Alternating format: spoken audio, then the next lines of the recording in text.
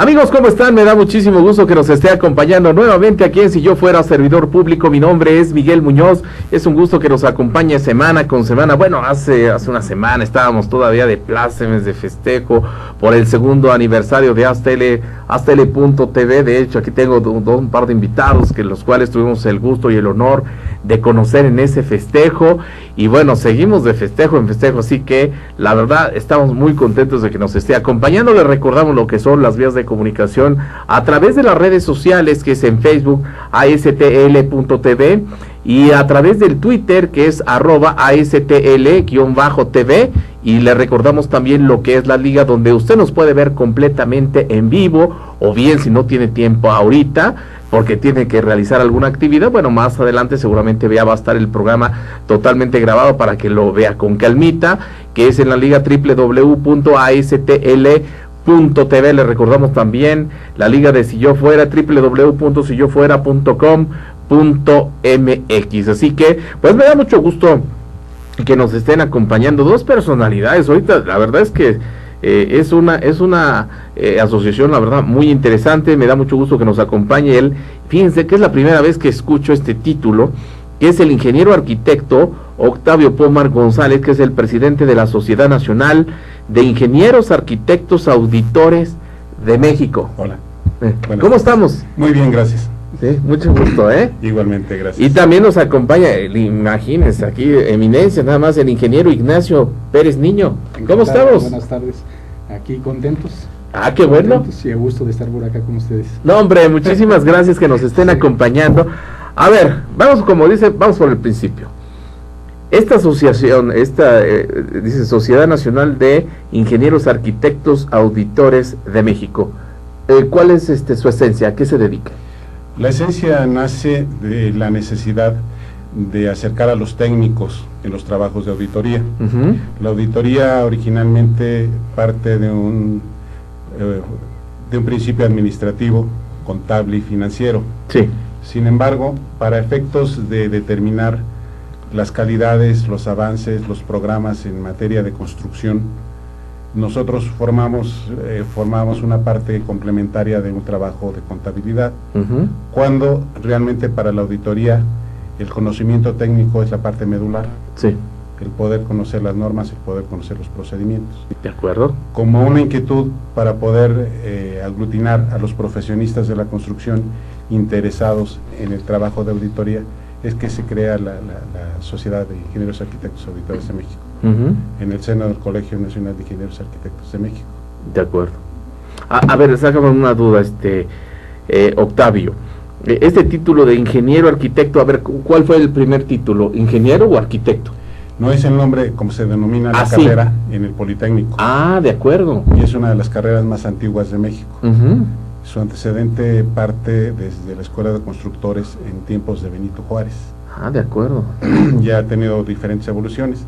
Su condición es que, a diferencia de otras carreras de arquitectura, en el Politécnico se imparten principios de estabilidad y de estructura y de diseño. De acuerdo. Programas de ingeniería. Entonces, el perfil del profesionista egresado del Politécnico va complementando la ingeniería con la arquitectura. Y eso nos permite, pues, tener una visión un poco diferente a la arquitectura normal, ¿no? Entonces tenemos una competencia un poquito más abierta. De acuerdo. A ver, ingeniero Ignacio, ¿qué tan reconocido son precisamente los ingenieros arquitectos en lo que es el sector público y el sector privado? Bastante. Ajá. O sea, el conocimiento es bastante, y al nacer de una institución tan prestigiada como el Politécnico Nacional, pues realmente tiene un gran renombre. De acuerdo. Y son muchos profesionales como ingenieros arquitectos. De y se acuerdo. han involucrado mucho en lo que es la industria de la construcción, en todos sus ramos, en todos sus aspectos. De acuerdo. La intención de platicar aquí con estas dos eminencias, y les digo eminencias porque la verdad lo son, es precisamente tener esas reflexiones sobre lo que es la obra pública en México. Y vamos a empezar por un primer punto para que nos vaya quedando claro este tema, porque la verdad es que es un tema complejo, pero como son los expertos, nos lo van a hacer, la verdad, más sencillo. Ojalá. Y vamos a hablar primero de lo que es la sobreregulación, eficacia o burocracia, digamos que es la interrogante que nos están poniendo. A ver. Así es. Hay algunos conceptos que la sociedad ha manejado como una inquietud de solución a los problemas.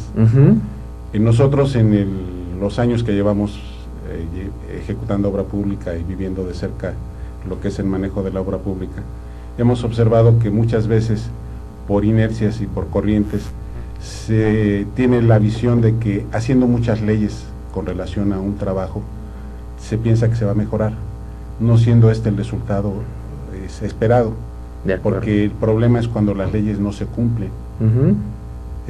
Entonces una sobreregulación puede crear obstáculos para un mayor y eficaz cumplimiento de un objetivo. El objetivo de la ley de obras públicas es hacer obras para beneficio del país en una manera eficaz, eficiente y económica, como lo marca la Constitución, el artículo 134 constitucional. Sin embargo, en algún periodo de México, y hay que decirlo porque pues, es una verdad que está documentada, que es cuando cambia la administración de un partido a otro, cuando cambia del PRI al PAN, no había la suficiente fuerza de trabajo especializada en el manejo de obra pública. Y todos los procedimientos y todos los controles se volvieron un bloqueo burocrático. Y la sobreregulación pues resultó en un subejercicio. O sea, la gente ante el miedo a ser sancionada dejaba de ejecutar su trabajo y decía, bueno, si me van a sancionar por hacer mal las cosas o por no hacerlas, mejor no las hago, debido a que no había estructura, ¿no? Que es un problema que sigue siendo latente. Ahí en su momento podemos platicar de los órganos que llevan a cabo obra pública, que no necesariamente son órganos técnicos de obra pública, sino que, por ejemplo, los centros médicos, no es su objeto construir hospitales. Sin embargo, tienen el presupuesto para las ampliaciones y la construcción de centros médicos. Y el presupuesto es suficiente, ¿no? El presupuesto es suficiente. Sí, ¿verdad? Entonces, ahí vamos a llegar en algunos temas que tenemos pendientes en el programa, para reflexionar si hay la fuerza, la base de personal técnico capaz para apoyar a estas instituciones, y si estas instituciones están recurriendo a ellos, y si se está ejecutando la obra pública, que lo importante no es tanto sobre regular como pasa en algunas actividades de la construcción, sino que las leyes y normas que se deban de cumplir se lleven a cabo, y que las gentes que son las obligadas al cumplimiento de las normas sepan qué tienen que hacer, porque sí hemos observado en diferentes trabajos periciales que nos ha tocado llevar a cabo, que muchas veces el problema es que las gentes que son responsables de la ejecución de la obra no tienen la capacidad o el interés, o son muy rotativas, sobre todo en el sector salud. De acuerdo. Porque son gente que al no estar en la estructura de un centro médico, son contratadas para llevar a cabo el trabajo, pero al no tener los resultados esperados, las quitan y bueno, colocan a otra gente, y una obra es relevada en su responsabilidad técnica unas 2, 3, 4 veces durante el proceso. Y eso es pues malo para el país, porque no se cumple el objetivo, que es que las obras se hagan en tiempo, que se cumplan los programas, que se cumplan los objetivos para los cuales se hacen las obras. Hijo, me puse a pensar, o sea, de las obras que no se hacen en tiempo, en el tiempo establecido, y digo, ejemplos hay muchos. Ahorita, por ejemplo, tenemos ahí de entre muchas obras, por supuesto, la línea 6 del Metrobús, que bueno, habían dicho que en principio la van a terminar, me parece, en el mes de septiembre, pero bueno, la verdad es que empezaron muy tarde de la fecha que habían dicho, y entonces ahí es cuando empiezan a cumplir los tiempos, ¿no?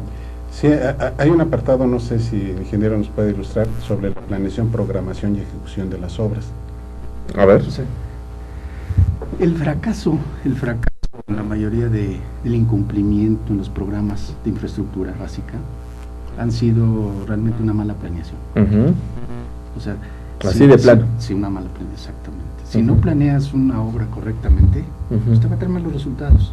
Claro. ¿Qué incluye en la planeación realmente? ¿Para qué va a servir el objeto de la obra, el servicio que va a prestar a la comunidad, el origen de los recursos, la capacidad de los recursos y la estructura? O sea, la estructura que va a administrar esto. Qué interesante. A ver, y me viene una pregunta en mente. ¿Qué pasa con el sector público y el sector privado? ¿Quién es más cumplido en cuanto a los tiempos? Pues es que van de la mano. Van de la mano. Van de la mano, porque volvemos a lo mismo, o sea, una mala planeación va a generar mal procedimiento de contratación. Sí. Un mal proyecto, que se hizo las carreras y que porque la mayoría de las decisiones son políticas, no técnicas, surgen porque lo tenemos que entregar en 3 meses y esto ya estamos, obras que son de 10 meses o 6 meses, ya no cumplieron, ya se hacen con una calidad mala, o sea, no existió un orden, no existió un control, una calidad inadecuada, entonces ya no se cumplen, vamos, los planes, ¿no? Ese ha sido uno de los fracasos importantes en la mayoría de las obras. Sí. No hay planeación. Qué barbaridad. Y en los dos sectores, en el público y en el privado. Otra de las cosas que ha afectado mucho también es primero el origen de los recursos y la erradicación de los recursos.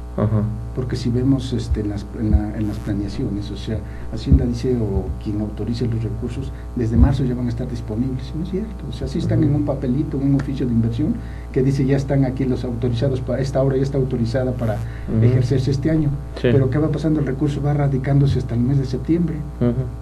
Entonces inicias el procedimiento de contratación. Claro. Los procedimientos de contratación tienen un tiempo mínimo para llevarse a cabo, que no es muy lejano, pero bueno, pues ya es una etapa del programa, del proceso de obra, entonces te lleva un tiempo. Entonces cuando vas a llegar ya a la ejecución ya te quedan poco tiempo, y ya empiezan los subejercicios, a hacer las cosas mal, dejar inversiones para el siguiente año, y ya empiezan los problemas con contralorías y auditorías, ¿no? Qué bárbaro. Oiga, a ver, aquí tengo un punto muy interesante, a ver si nos lo pueden aclarar, la diferencia entre los constructores y los administradores de obra. Ya nos habían platicado un poquito, pero si no pueden como que poner un poquito más sencillo para todo el público que nos está viendo. Sí, ese punto es muy importante porque a nosotros nos toca trabajar en diferentes ámbitos de las partes de consultoría y pericial, y entonces nos llega a los trabajos como peritos en juzgado, los problemas que debemos de analizar, quién tuvo la responsabilidad y de qué forma la tuvo en la ejecución de la obra, y se observa de manera muy frecuente que muchas constructoras son buenos constructores, pero pésimos administradores. Sí. Esto es, el hecho de que haya unos constructores se deben responsabilizar de que la gente esté a tiempo, que sea el volumen necesario de gente, que los materiales lleguen donde deben de llegar, que el precio de los materiales esté, que el pago de las rayas esté, que es la parte medular de la ejecución de una obra general. Pero hay otra parte que nos marca la ley cuando es una obra pública, que nos establece que debemos de llevar bitácoras, que debemos de presentar estimaciones, que debemos de hacer notas para vincular lo que está contratado con la administración, que si hay algún evento donde se suspenden los trabajos se deban de tener las precauciones y hacer las anotaciones respectivas respecto a los gastos que esto representa, que cuando se vaya a modificar el proyecto se tengan los protocolos y las formalidades para poder hacer las modificaciones, que estén los dictámenes, que estén los convenios, que todo esto que es una parte administrativa se cumpla. Y ese es uno de los problemas en los que hemos incurrido en el cumplimiento de la obra pública, que mucha gente se preocupa por hacer la construcción, pero no tiene personal especializado en darle seguimiento a las partes administrativas.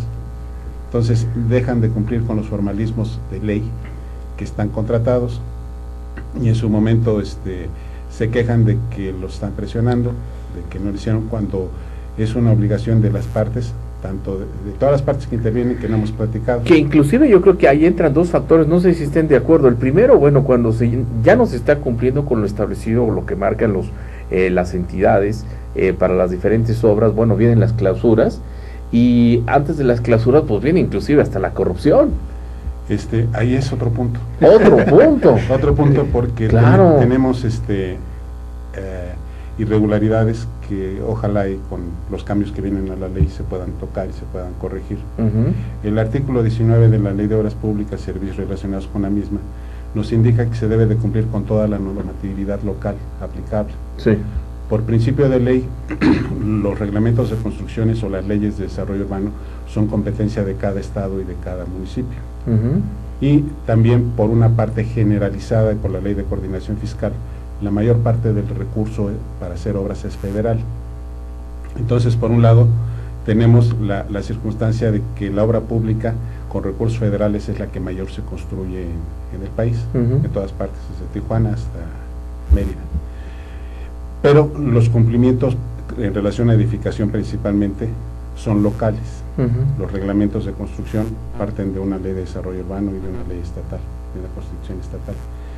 Pues lo que pasa es que normalmente los proyectos no cumplen con el requisito de que participen los peritos de obra locales. Aquí en el Distrito Federal nos denominamos, porque también somos nosotros directores responsables de obra y corresponsables. De acuerdo. El trabajo del director responsable de obra y del corresponsable se ha distorsionado en algunos medios y en algunas formas. En la misma ley se distorsiona y ahorita comentamos por qué. Porque el director responsable de obra es un especialista que conoce toda la normatividad técnica aplicable al diseño y operación de las construcciones. Sí. Su trabajo realmente debe partir desde el concepto del proyecto. Ver que el proyecto cumpla con las normas de seguridad, con las normas de instalaciones, con las normas de arquitectura, con las normas ambientales, desde la concepción del proyecto. Y cuando este proyecto se va a llevar a cabo, es el representante de la Secretaría de Desarrollo Urbano y Vivienda que debe de notificar el cumplimiento o incumplimiento de la ejecución de la obra ante las autoridades. En caso de que haya algún incumplimiento, lo debe notificar por la bitácora del director responsable de obra, que es diferente a la bitácora de obra, porque se llevan dos bitácoras. Es bastante complejo, complejo. Sí. Es complejo. Entonces, muchas obras, al ser federales, omiten la parte de contratación del DRO, o lo contratan como un simple chivo expiatorio. Contrato para que firmes esto. Oye, pero si yo no participé, no lo he revisado. Exacto. Y hasta en el mercado de servicios profesionales, patéticamente, se dice, ¿cuánto cobras por la firma? Oye, si la firma te la regalo, la tinta no vale nada, ¿no? Ahora, si me pides que revise un proyecto y que me haga responsable del cumplimiento de las normas, ahí sí estamos hablando de un profesional. Entonces, ese es un vacío que es muy grande, y en particular a la Ciudad de México, para concluir, el gobierno del Distrito Federal, de manera... Que casi no hacen obras. Sí, no hemos visto obras, ¿verdad? De manera discutible, y se puede bajar un foro y a la mesa. En el artículo 62 del reglamento dicen, todo mundo debe de sacar su manifestación de construcción, que es como se llaman las licencias, menos yo. Menos yo. El gobierno puede hacer lo que quiera. Es patético, porque las obras que hace principalmente el gobierno de la ciudad son hospitales, son escuelas, son mercados, son lo que en el medio decimos son construcciones tipo A de alto riesgo. Y normalmente no hay peritos, y las condiciones del perito, el mismo reglamento de construcciones las establece, las del DRO, cuándo se puede ostentar como DRO de una obra, y no se cumple con el modelo que tienen. Y es que, perdón, a veces inclusive este tipo de obras es donde suceden las grandes tragedias, y no es porque le decimos el mal a alguna administración del color que sea, simplemente es porque ocurre. Así es. Porque están las concentraciones de las personas. Estamos hablando, por ejemplo, el asunto del Hospital Materno Infantil de Coajimalpa. Así es. Eso fue el lugar, a lo mejor estaba bien ubicado el hospital, pero lo que son los protocolos para surtir el gas, ¿quién les dijo que tenían que hacer, establecer ese protocolo? Sí, estaba fuera de norma. O sea, la carga se debe hacer en la vía pública, no de... Claro. Entonces, es una de tantas, ¿no? Y deben de cumplir con visto bueno de seguridad y operación, que es un trámite que se hace cada 3 años. Debe de cumplir con un programa de protección civil que prevé la revisión de las instalaciones de gas, las instalaciones eléctricas, pero es la paradoja de que debe de cumplir si es particular. Claro. Y cuando es gobierno, pues no hay esa armonía, ¿no? Y eso pues debe preocupar. Muy bien, estamos a unos cuantos minutos de irnos a la primera pausa, pero no sin antes, a mí me gustaría saber otro punto importante. Son muchos los puntos que queremos platicar aquí con nuestros amigos, de los órganos de control, resultados y funcionamiento. Ya nos han dado a conocer algunos puntos importantes, pero ya de manera particular de este punto que les estoy preguntando, no sé si me quieran responder. Sí, los órganos de control forman un punto importantísimo en el cumplimiento de un programa de obra. Sin embargo, ¿qué está pasando? Volvemos a lo mismo, el exceso de regulación a veces existes en las dependencias y entidades más auditores que ejecutores de obra, o más personal de que está vigilando y menos el que está vigilando la obra, ¿no? La ejecución de la obra. Sí, pues que tienen que estar ahí. Entonces atentos. Se dio un problema muy serio con eso, porque se quejaban mucho las dependencias y entidades y los mismos constructores de que tenían que estar atendiendo a 5 o 6 auditores y tenían un residente para la obra, ¿no?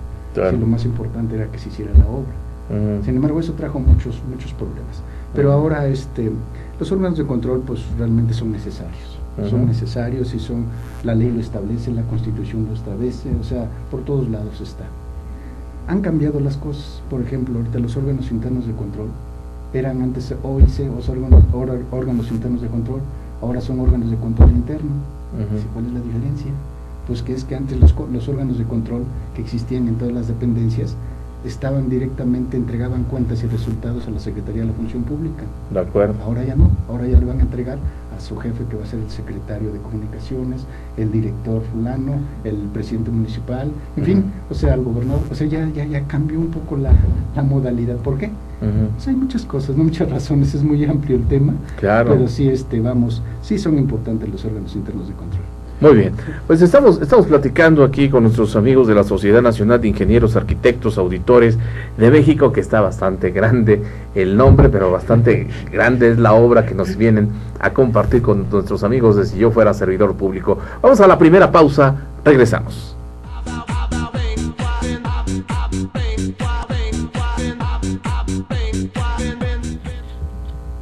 Ya estamos de regreso aquí en Si Yo Fuera Servidor Público. Estamos hablando con nuestros amigos de la Sociedad Nacional de Ingenieros, Arquitectos, Auditores de México. Ahora sí, tomé aire suficiente para decir todo el nombre. A ver, de otro de los puntos que queremos compartir con ustedes para que nos lo expliquen un poquito más, en un lenguaje un poco más sencillo. A ver, la nueva ley de obras públicas, armonía jurídica, funcionalidad y operación. ¿Quién me quiere decir de este tema? A ver. La nueva ley ahorita trae, bueno, si se aprueba, está ahorita en estudio. Sí. O sea, la ley de obras públicas. ¿Esta dónde está? ¿Dónde la están estudiando? Ahorita en el Senado. En el Senado de la República. Ya existen ahorita propuestas. De acuerdo. Inclusive hemos opinado sobre... ¿Es la Cámara de origen o ya pasó por la de diputados? Es la de origen. La de origen, de acuerdo. Ahorita, en estos momentos. Ajá. Y hemos estado opinando también al respecto. La ley de obras públicas y servicios relacionados con las mismas, que es la que rige a nivel federal, sí. O sea, fue decretada en el año 2000. O sea, existen leyes. Antes era ley de obras públicas nada más, y luego fue ley de obras públicas, de adquisiciones y obras públicas. O sea, mezclaban las dos, mezclaban las compras y mezclaban la obra. Y después ya en el 2002 ya quedó ley de obras públicas y servicios relacionados con las mismas. De acuerdo. Esta ley, bueno, pues es muy completa. Emana del artículo da cumplimiento al 134 constitucional, en el que nos dice que todos aquellos servidores o personas que manejen y administren recursos del gobierno federal para obras o adquisiciones, en este caso para obras, sí, deben de hacerlo con eficiencia, eficacia, honradez, transparencia. O sea, eso suena bien. Eso es el espíritu. Suena bien. ¿Con qué objeto? El propósito de esto es que con eso le tienen que garantizar al Estado, sí, que una obra se haga con calidad, a buen costo, con oportunidad, sí, ¿verdad? Y con un financiamiento adecuado.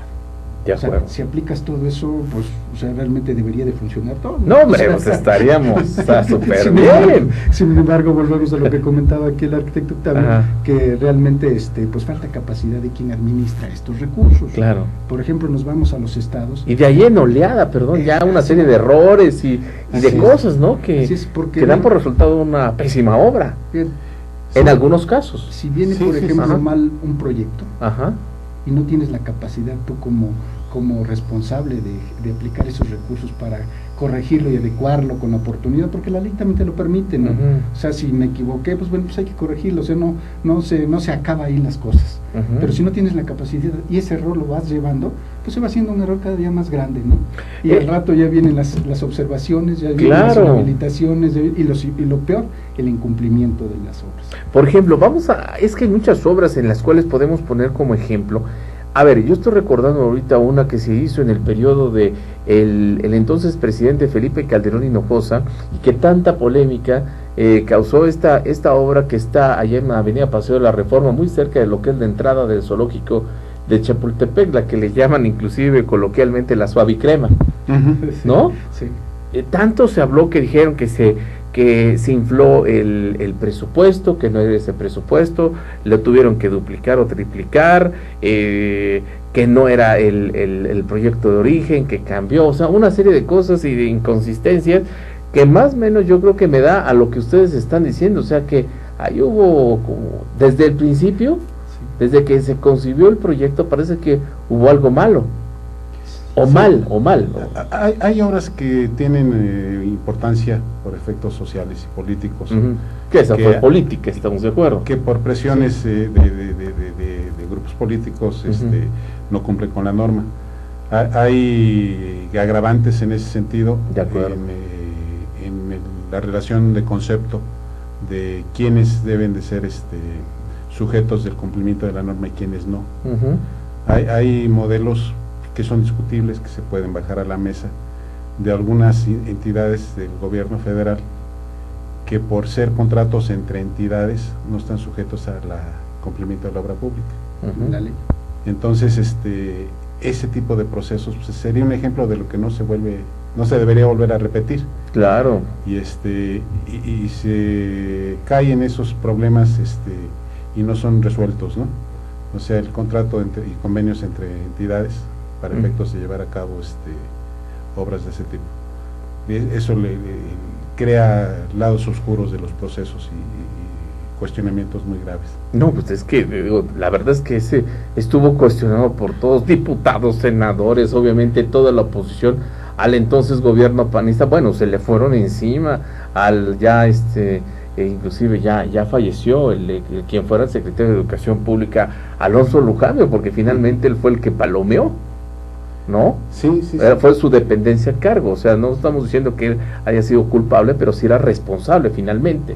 Fíjate que en ese tema, en ese apartado, la ley ya prevé todo ese tipo de situaciones. Ah, sí. Porque anteriormente decían, no, pues el secretario es el responsable, el director es el responsable, el director del Instituto X es el responsable, ¿no? Ahora ya la ley establece que el responsable es el que realmente la está haciendo. El que la ejecuta. Exactamente, porque el residente de obra, que ese se le da el nombre, el residente de obra. El señor director le tiene que delegar a él, y ahora, este señor que tiene que ser un profesional, como comentaba Octavio ahorita, debe de conocer mínimo la reglamentación que va a aplicar. Por lo menos. Porque a lo mejor es un buen constructor, no dudamos que sea un bueno para dirigir y hacer una buena cimentación, unas buenas estructuras, a lo mejor es muy bueno, pero para que esté administrando un programa de inversión, de obra pública, pues ya se necesita tener los conocimientos mínimos de las normas, ¿no? Y es ahí donde fallan muchas cosas. Y estar bien asesorado, ¿no? Por un equipo jurídico, ¿no? Finalmente, también. Sí, hay y administrativo, por supuesto. Un proceso que es la inquietud de estar con ustedes aquí, que es tener capacitada a la gente que participe en los procesos de obra pública. De acuerdo. O sea, la ley en el papel, si no tiene quien la lleve a cabo de manera práctica en la ejecución, pues es letra muerta. Claro. Lo importante es que haya gente que tenga los conocimientos y la práctica para llevarlo a cabo. Aquí nos encontramos que una de las partes que debiera estar cumpliendo esa función son los colegios profesionales de la industria de la construcción. Se está viviendo un efecto que alguna vez un secretario de salud dijo: somos víctimas de nuestros éxitos. O sea, la expectativa de vida se ha ampliado y la gente vive más. Esto está creando un puente donde los profesionistas viejos ocupan los espacios de los colegios y los profesionistas nuevos no están entrando a esas instituciones que debieran de capacitarlos, que debieran de motivarlos. Cada vez, por ejemplo, en los registros más sensables, porque están muy a la vista, para ser director responsable de obra, la mayor parte de los directores responsables de obras son gente ya de mucha edad. Y hay pocos jóvenes que se hayan interesado en tener esas responsabilidades. Esto se da, en mi opinión, porque la estructura colegial no se ha actualizado. La ley de profesiones viene de 1942.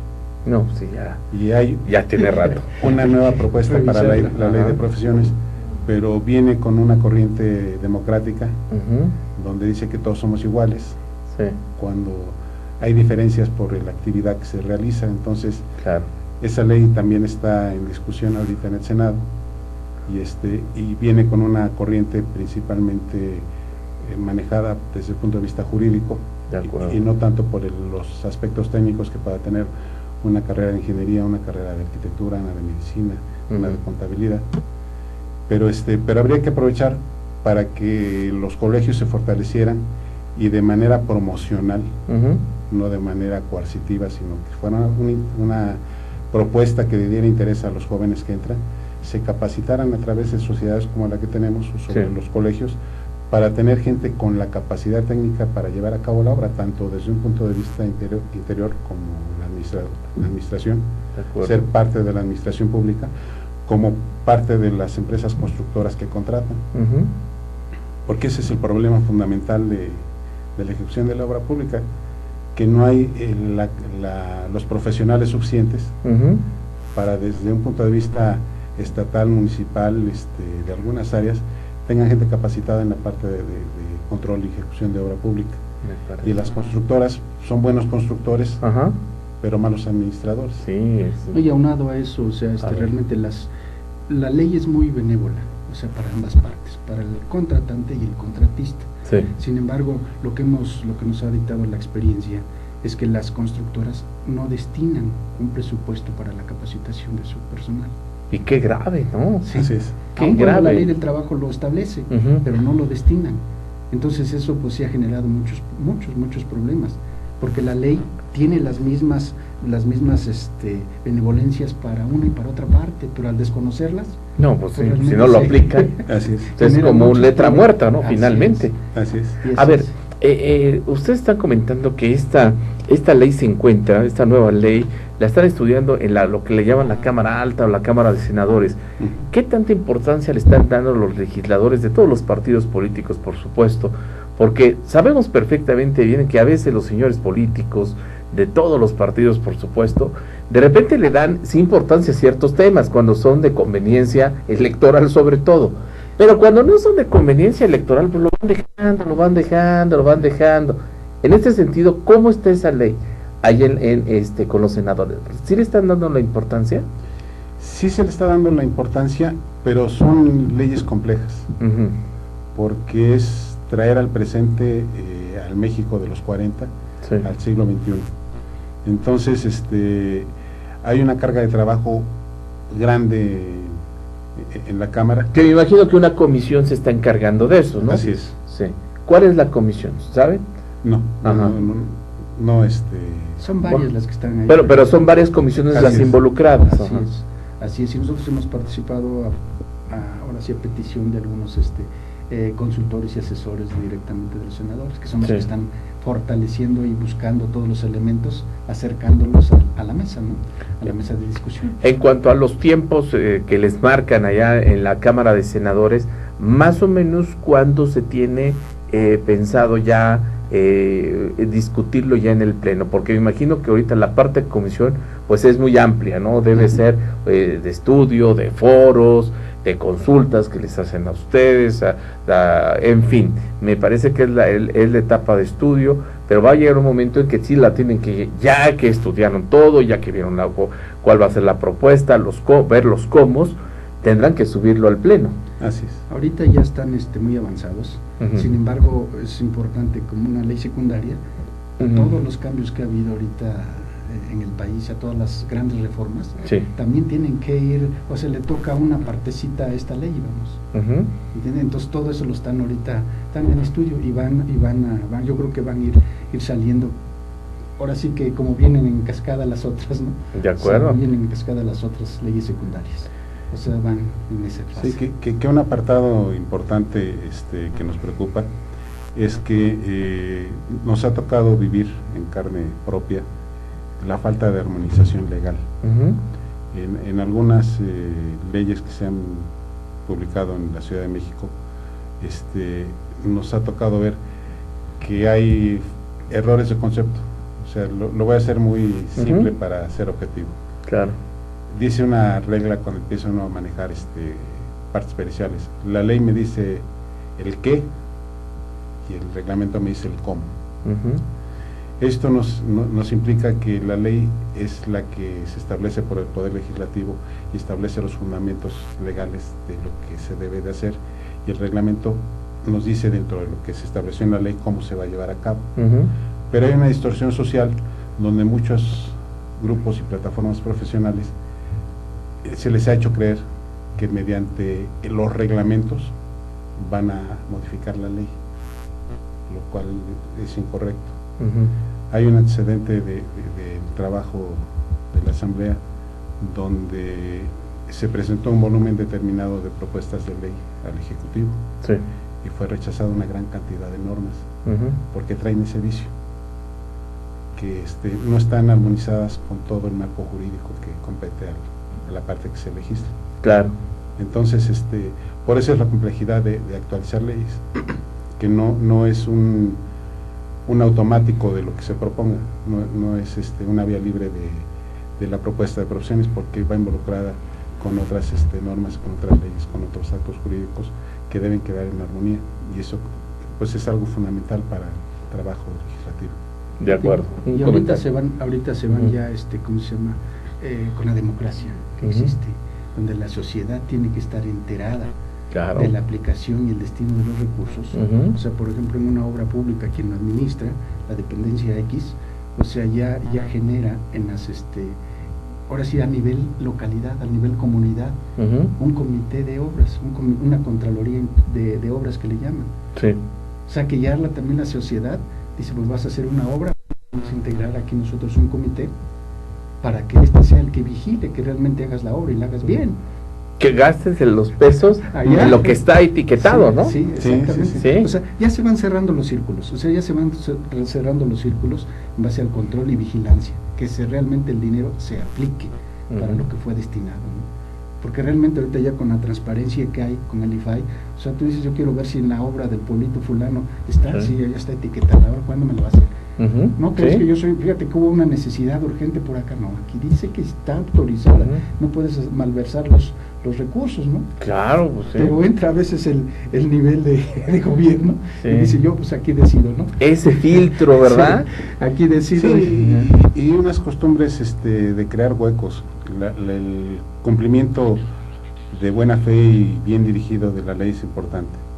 Porque nos ha tocado ver huecos donde la programación del recurso se vuelve ambigua. De acuerdo. Entonces se hace con toda intención de tener esa ambigüedad, porque, por poner un ejemplo también muy básico, dice, este gasto es para calles. Pues, ¿cuáles calles? A pesar, ¿no? Principal, la primaria, la secundaria, o la que comunica mi casa, ¿no? Sí, sí.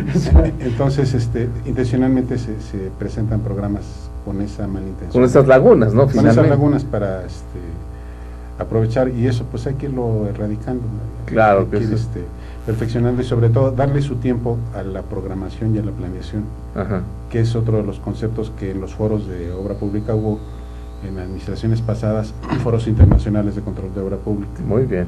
Creados por la Secretaría de la Función Pública, y todos coincidieron en la importancia de la planeación y la programación. De acuerdo.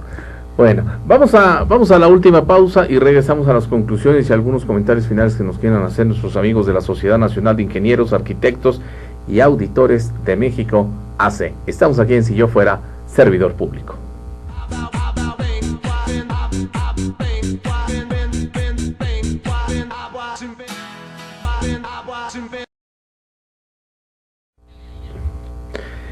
Ya estamos en la última parte de Si Yo Fuera Servidor Público. Estamos platicando con nuestros amigos de la Sociedad Nacional de Ingenieros, Arquitectos, Auditores de México, AC, acerca, bueno, la verdad es que es un tema amplísimo, es un tema, me parece que inclusive también complejo, porque es un tema bastante complejo para entenderlo. Yo creo que algunos puntos que nos han comentado nuestros amigos, yo sé que una hora no nos da para poder explicar todo este mundo, pero en estos minutos me parece que hemos entendido algunas cosas y sí me gustaría que fuéramos aterrizando un poquito en las conclusiones, no sin antes que nos cuenten precisamente esta parte que es medular y que lo estábamos comentando en el corte, que son los procedimientos de contratación, porque caray, esa parte de la contratación, cuando vienen las asignaciones directas, cuando son el compadre, cuando son conocidos del político, del servidor público, bueno, ahí es cuando viene los problemas a un corto, mediano y largo plazo, y si no, ahí vea,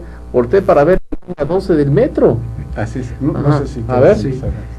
Mira, el espíritu de la Constitución y su ley, en este caso en materia de obra pública, la Ley de Obras Públicas y Servicios relacionados con las mismas, el principio fundamental para contratar una obra es la licitación pública. Si dentro de esa obra, de ese proyecto, va a requerir que no existe capacidad en el país para su ejecución, como son los proyectos de infraestructura, carreteros, o Pemex, o CFE, o Sales Industrias, entonces pues se requiere una licitación internacional, pero ese es el principio, una licitación pública. Claro. Sin embargo, la misma ley trae dentro de sus salvedades, de sus benevolencias, que se puede hacer una invitación restringida.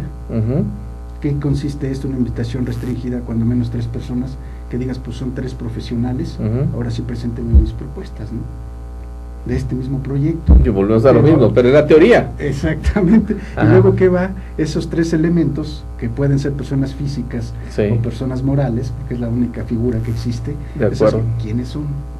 Entonces ahí donde deben y nacen pues de un padrón, pero simplemente entre lo que comentábamos ahorita, lo que comentabas, pues mi compadre pues sabe construir, pues sí, pero sabe construir aquí pavimentos, no sabe cómo edificar un hospital, ¿no? No, pues invítalo y a ver cómo le haces para que él gane, ¿no? Entonces, ya aprenderá, ¿no? Ya aprenderá. Y entonces vienen las invitaciones a esas tres personas, 3 figuras, que digo sin menospreciar la capacidad de todas las personas, pero bueno, pues deben de ser personas que tengan un mínimo de experiencia a lo que van, lo que son. Hay gente muy buena y especializada para hacer hospitales, otra muy buena especializada para hacer carreteras, otra muy buena para hacer otro tipo de obras de agua potable, drenaje, o sea, son especializadas. Pero si vas a meter al que hace carreteras para que te haga una obra de agua potable, pues en principio digo, es ingeniero, tiene los principios, pero no la va a poder llevar como debe ser. La otra, luego viene la otra forma de contratación, que es la adjudicación directa, lo que tú comentabas ahorita. La designación, nada más yo quiero que la haga fulano, ¿no? Pues se puede, la ley lo permite, pero para eso tienes que elaborar un buen dictamen, una buena justificación, dice la ley, justificada y fundamentada. Sí, legalmente se puede. Exacto. Sí, y existen, hay contratos muy buenos, o sea, perfectamente estudiados. Y ejemplos hay muchos. Sí. ¿Verdad? Una vez en uno de los internacionales que se hicieron un comentario por allá, donde la misma secretaría tenía expedientes, que estaba el expediente completito, ya auditado, revisado, qué excelente obra, pero alguien ya dijo de la sociedad, oiga, ¿cuándo van a hacer mi obra? ¿Cómo que obra? Si aquí ya está terminada, pagada, finiquitada. Pues el expediente estaba muy bien, pero la obra no existía. Entonces, a ese grado se llevan las cosas, ¿no? O sea, y nosotros como auditores, pues sí vemos todo eso, o sea, es parte de nuestro trabajo. Es parte de nuestro trabajo. De acuerdo. A ver, ingeniero arquitecto Octavio, me parece que estamos ante una situación de mucha corrupción, ¿no? También. Yo añadiría, en México, que estamos en un proceso de cambio. Como comentaba, nuestra demografía ha cambiado y ha compuesto a la sociedad de manera diferente. La globalización nos trae otra perspectiva de trabajos. La corrupción es parte del problema. Es como ver un tren con un solo vagón. O sea, a veces si este tren, pues nada más hay uno que se llama corrupción, no hay otro que se llama procedimiento, hay otro que se llama... Es una cadenita. Es una cadena, es multifactoral, no es exclusivamente de uno o solo de los factores. Y también su solución no puede ser con uno solo de los factores. Tiene que ser con los sistemas de operación, tiene que ser con los sistemas de capacitación, tiene que ser con la planeación, tiene que ser con el cumplimiento de las normas locales. De acuerdo. Es complejo, pero para empezar un camino hay que dar el primer paso. Claro. Y ese es el que está costando trabajo. Porque mucha gente opina, muchos sistemas salen. ¿Pero se puede? Sí, absolutamente. Sí, yo pienso que somos como un país que era menor de edad, usaba unos pantalones para un chamaco de 12 años. Y ahorita tiene 24 años y le quieren volver a poner el mismo pantalón. No, pues ya está, como decía mi abuelita, ya está labregón, ¿no? Sí, exacto, ¿no? Sí, ya creció. Ya creció. Hay que generar instituciones, hay que generar leyes, hay que hacer comunicaciones que vayan de acuerdo con ese crecimiento de país. México debe de crecer y todos, como comenté, que es multifactorial, hacer nuestra parte de trabajo, nuestro granito de arena. Claro. Y sobre todo, pues en la parte de civismo y de convicción, pues, estar convencidos que México, a pesar de que tiene problemas, pues tiene un camino adelante, y que si le ponemos empeño y ganas, tal vez no en un día o en un mes o en un año cambie la sociedad, sino con un poquito de visión para los años por venir, tengamos un mejor país. Muy bien, estamos a ya unos cuantos minutos de despedir este programa, pero no me gustaría que despidiéramos esta emisión sin que me platicaran la parte internacional. A ver, ¿cómo estamos en relación con otros países, otras ciudades? ¿Estamos igual o estamos peor? ¿Cómo nos ven? A ver, que me dieran su punto de vista los dos. Sí, hay un apartado en relación a contratos de tipo internacional que se maneja mucho a través de la Cámara Internacional de Comercio. Y caemos en aspectos normativos no únicamente locales, sino internacionales. Sí. En ese sentido, hay lo que en México se llevó a denominar como la macroobra pública. De acuerdo. Que son las obras de licitación internacional, y que se rigen por intereses y por normas transnacionales. En ese sentido, México, con las reformas que se han hecho, cada vez va a estar más ligado a contratos de obligación internacional. De acuerdo. Este tipo de contratos principalmente traen efectos que se ven sobre todo manejados, aparte de las normas del país en que se suscribe y las normas del país de donde viene la empresa, por arbitrajes. Y ahí caemos en modelos y figuras con un grado mayor de sofisticación, que es el efecto del trabajo internacional. Muy bien. Ya no es simplemente tribunales locales en su caso, sino que se cae en tribunales internacionales. Está la mediación, está el arbitraje, están modelos que se ven principalmente en la Cámara Internacional de Comercio. De acuerdo. Pues muy interesante. A ver, comentarios sobre esto. En el país es muy competitivo. O sea, realmente existe mucha ingeniería, existe mucha capacidad. O sea, existen lo reconocen internacionalmente. Sí, existen excelentes profesionales en México. O sea, realmente, y son, como decía Octavio, son competitivos.